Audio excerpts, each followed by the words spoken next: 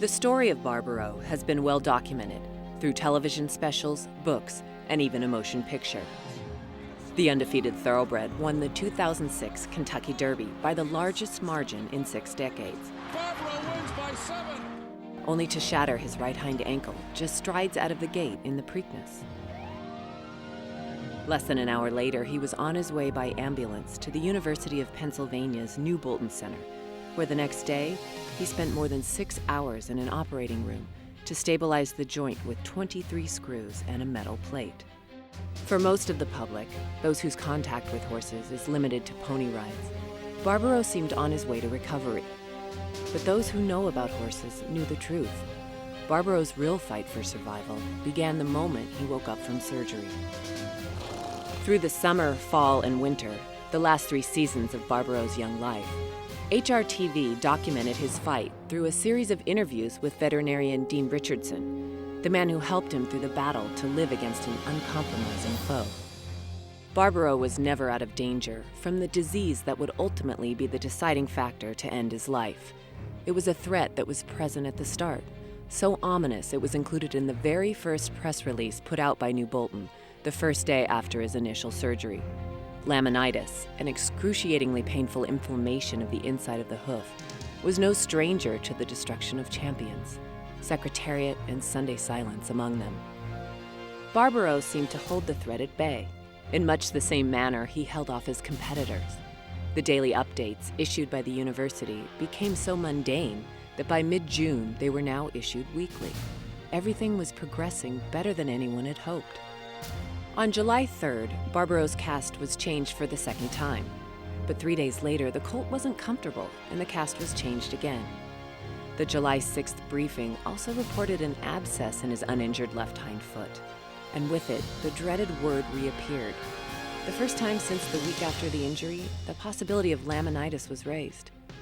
1 week and 3 more surgeries later, Dr. Richardson confirmed his fears had been realized. Barbaro was now in a race for his life.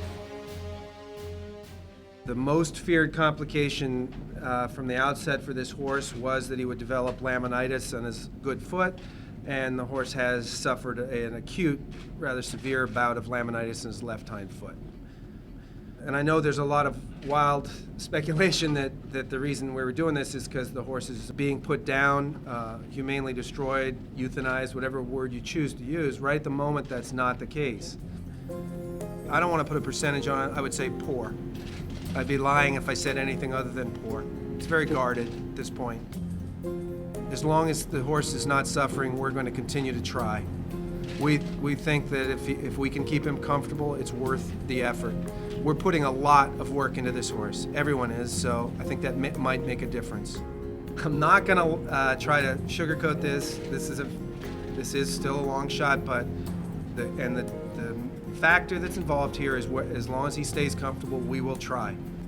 We are not torturing this horse. We are not, I didn't go into this business. There's a guarantee there's no veterinarian out there whose goal in life is to inflict pain on animals. We're trying to save his life. If we quit now, people are going to say that we quit too early. If we quit later, people are going to say we quit too late. The reality is that we are doing the best we can to make the appropriate judgment. Remarkably, as he had on the racetrack, Barbaro rallied to snatch victory from seemingly certain defeat. By August, the daily updates again became weekly, and as the summer months ended, Barbaro's name slipped from the public's mind. To them, his survival was assured. Dr. Richardson, however, knew that while Barbaro had survived the immediate scare, his ultimate survival continued to remain far from certain. His laminitis basically went from being a foot with an increased pulse and no radiographic signs of any problems to having, he was what's called a sinker, which means that the lamina attaching the coffin bone to the hoof wall separates throughout its entire circumference. So instead of the foot just rotating due to the pull of the deep flexor tendon, the bone and the skeletal structures dropped down inside of the hoof capsule.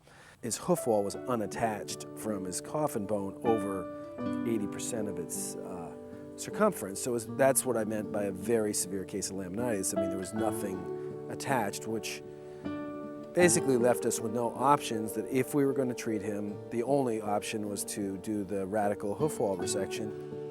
I'm thrilled with his progress that he's made since he developed the severe laminitis. We're going to have to get him out of the right hind limb cast and get him in a bandage and a shoe and nothing else.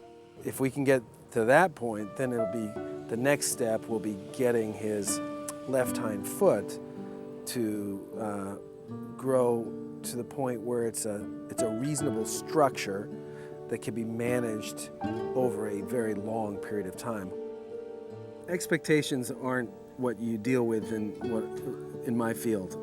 Expectations basically are something that you want to avoid in some ways. You make plans and dealing with things. You do the best you can on a daily basis. You certainly have hopes, but at the same time, if you'd asked me 3 months, whatever it is, 103 days ago, I thought there was a chance at that point we'd actually be farther along now.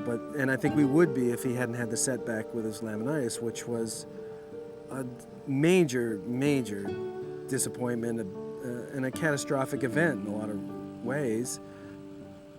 He will be at risk of problems in the left hind foot for the rest of his life.